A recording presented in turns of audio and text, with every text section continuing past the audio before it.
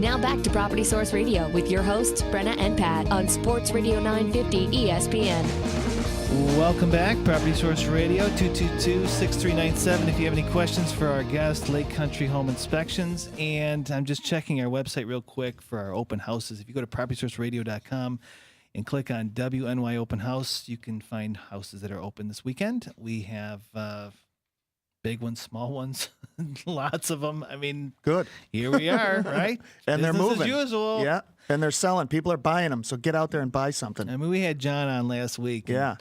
And, That's what was reminding me to buy stuff. He was saying, yeah, get out he was there. pushing us, wasn't he? Yeah, he wanted me to buy something. I'm like, really? I just got up. Come on, I don't make that decision. It's the wife's job. Yeah. But I got to tell you, the rates are Phenomenal. lower than heck. What was it? I couldn't believe it. 3.8-ish or just under 4 is the rates right now to buy a house. I think that was for a 15-year. For a 15-year for perfect credit. Yeah.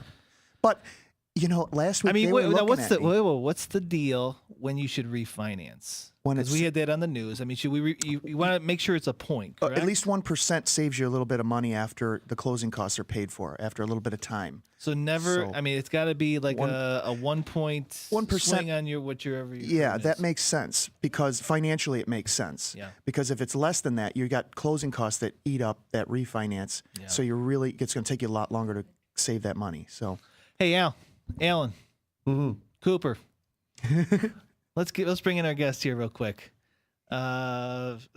somehow, some way, we like the music in the background. We like to introduce the guests with a nice introduction. You guys are Lake Country Home Inspections. You guys work within the southern part of Rochester Metro, Bristol, Canandaigua, Honeoye, Dansville. You guys go down to? Oh, I've been down to Seneca Falls. Falls. Down the other side of Penn Yan. Pretty much all the surrounding counties. All the rural. You ever go down to like Corning, Elmira, Watkins Glen been area? To Alfred. Down in that area. So. Usually if we get a call from outside the district, but someone sees our ads or asks for us, we'll take the drive. Oh yeah. Oh yeah. Now are you guys seeing a lot of inspections right now? Because I don't know tell me, you guys doing a lot right now, or is it slow? It's kind of an up and down market. Some weeks are busier than others, but it's been fairly steady. Is it? See, that's the thing, is everybody's saying that we're in this crisis and homes aren't selling, but you know what? Rochester, New York is one of those, easy Eddie type deals, steady as she goes, and buy your Chevrolet and have an apple pie kind of thing. Well, comparatively, I mean, they're talking about places, like in Vegas, California and Nevada and all these places in Florida where the homes were like, going for $200,000 and then nobody could pay for them and all these foreclosures and if it bleeds, it leads, right? Right. Oh, geez. So that's the worst. Is Vegas has got the big, but I did see something that Vegas is making comeback. Yeah. Yeah, actually, the places that are doing the worst right now that have had the worst home value decreases are like, there's a place in Florida where my sisters live, Melbourne, Florida, and that's one of the worst places. There's a place in Utah that's really bad. Like all these $200,000 homes that are selling for almost nothing because people just can't. But if Rochester, if I had any money, I would be buying something in those depressed areas. That's what a lot of people are doing right now is they're buying these houses in these areas that are just doing so bad, and they're getting amazing deals. All these first-time home buyers are getting $200,000 homes for next to nothing. It seems to me that the bigger priced homes take a little bit to sell. I mean, they always do, but I think in this type of thing, it would take a little bit longer. But if you got them priced right, if you got your homes priced right, they're going to move. Yeah. Because there's buyers out there, and they don't want to wait, and they want to get in there.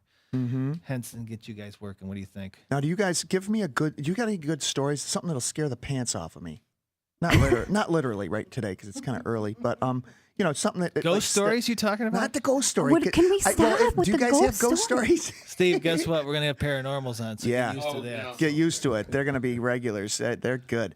Do you guys have any good stories? Like anything you encountered during a home inspection that might have just been like, oh my God, I can't believe I'm experiencing this. Well, most of the time, as far as any scary things along that line or things it's mostly about rodents.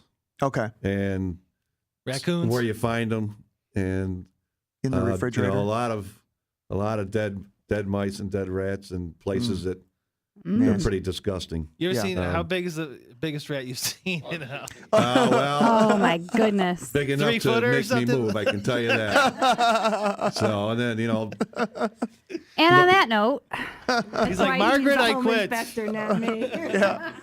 Margaret, I'm done. You say I'm staying home, right, Margaret? do you ever I'll answer the find phone. something when you're doing a home inspection, like let's say for a first-time home buyer, do you ever find something in a home that's like completely unexpected that, like, oh my God, everything looks so great, and then you find this and it just ruins everything for you? yeah, I find that quite a bit because a lot of times people are looking into the house as far as designs and characteristics about the house, but not necessarily the structure and the body of the house. So It's common. I run into that quite a bit.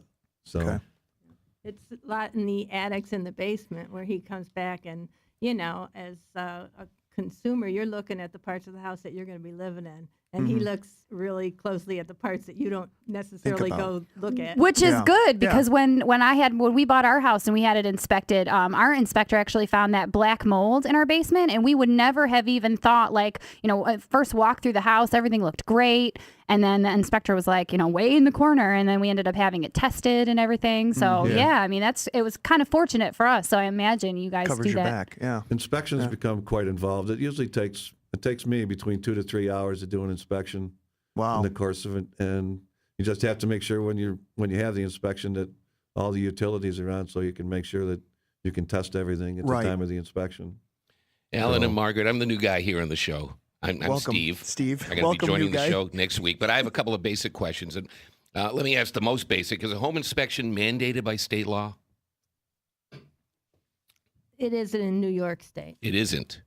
Not in New York State. Well, then how about this scenario? I find the house I really want. It's contingent upon a home inspection. I go to get a home inspection. The owner says, I don't want to do it. I don't want to allow a home inspection. But I really want this house. I've seen nothing wrong with it. What? Well, as a consumer, my radar would go up. Why wouldn't you want me to have a home inspection?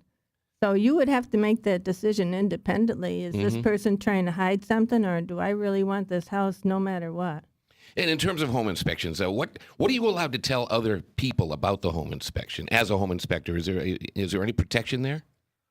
The home inspection, you would be our client. We're allowed only to talk to you. We can't tell a realtor what we find, but sometimes the realtors are right along with their client at the inspection.